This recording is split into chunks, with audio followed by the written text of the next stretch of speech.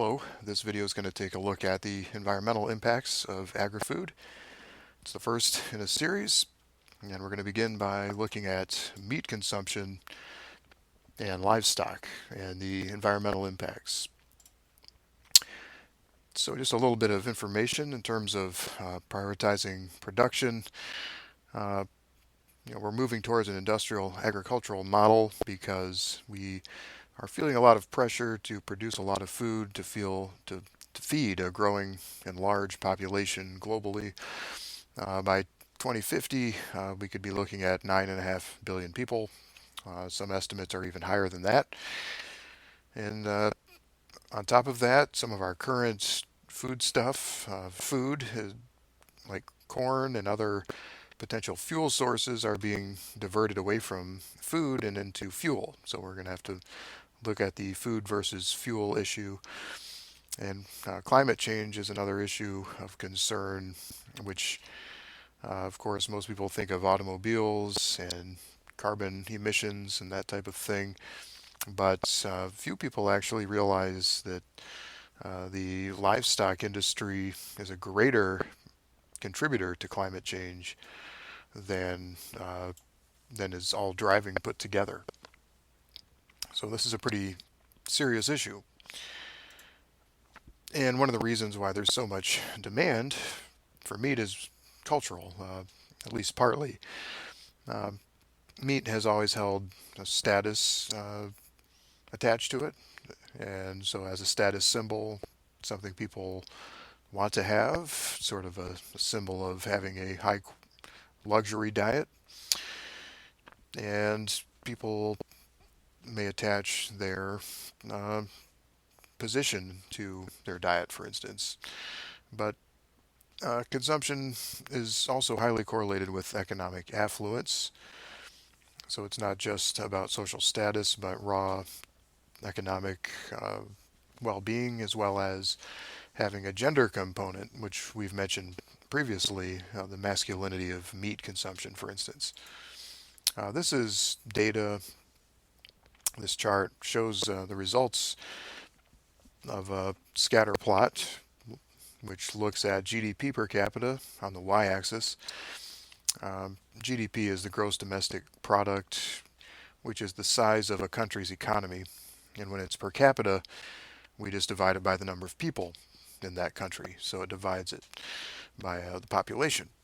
So on the x-axis there, we've got average animal product consumption in calories per person per day.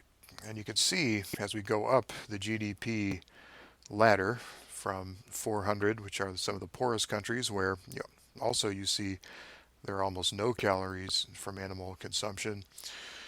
And that pattern continues up to a GDP level of about 1600. Still, 1600 per year is not very much money per person. Still fairly poor countries. And you see it starts to jut off to the right after that level. And by the time you get to high income countries, on the right side of the chart, about half of the diet, assuming 2,000 calories per day per person, and 1,000 of that coming from meat, so about 50% of the diet in wealthy countries coming from meat. Not all livestock is the same in terms of efficiency, and if we compare chicken, pork, and beef, for instance, it takes a lot more input to grow a cow than it does to grow a pig or a chicken. 2 kilograms of feed to make a chicken versus 4 for pork and 8 for beef. So beef is 4 times as intensive in terms of feed. And of course, feed is also a form of embodied water, or what we might call virtual water. So the amount of water it takes to produce a cow is also far greater, and we'll look at that more specifically at a later time. So if current trends continue, by 2050, the amount of food required to feed livestock, especially if people continue eating animals like cows, the amount of food we're giving ourselves will be equal to the amount we're giving to livestock. So it kind of defeats the purpose. And so that's an inefficiency that could easily be corrected through a change in diet. in terms of protein sources. In some contexts, nations have poor arable land. It's not suited to crop agriculture. And because a lot of these same environments evolved with herd animals, such as roaming cow varieties or buffalo or goat varieties, that even though these environments aren't suited to crop agriculture, they can support livestock.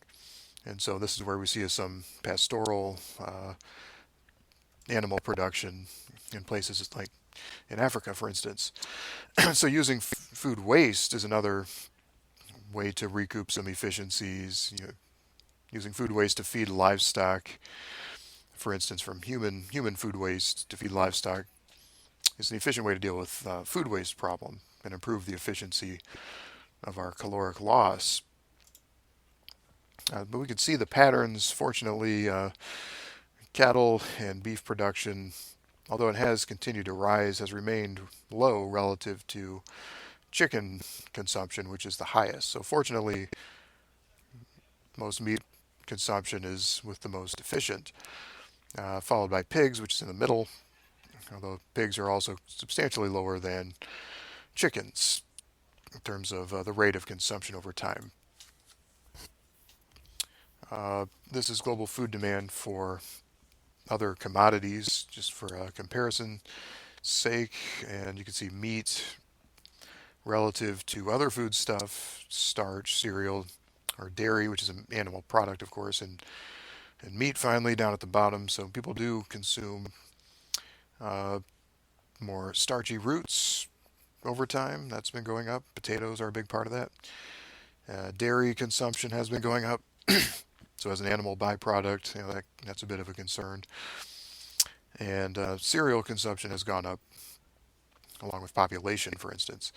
So some of this just reflects growing population demand. Deforestation is one of the main reasons why livestock production contributes to climate change, and that's largely because forests are usually cleared to create pasture land. And 13 million acres of forests are being lost annually for agriculture. Not all of that is for animal production, but a fair amount is. Much is due to clearing forests to create pasture for livestock. Deforested land, then unfortunately the soil loses nutrients, especially in high rain areas where the nutrient level is washed away, like rainforests, and therefore the soil becomes degraded and unproductive and can no longer be put to any kind of productive use.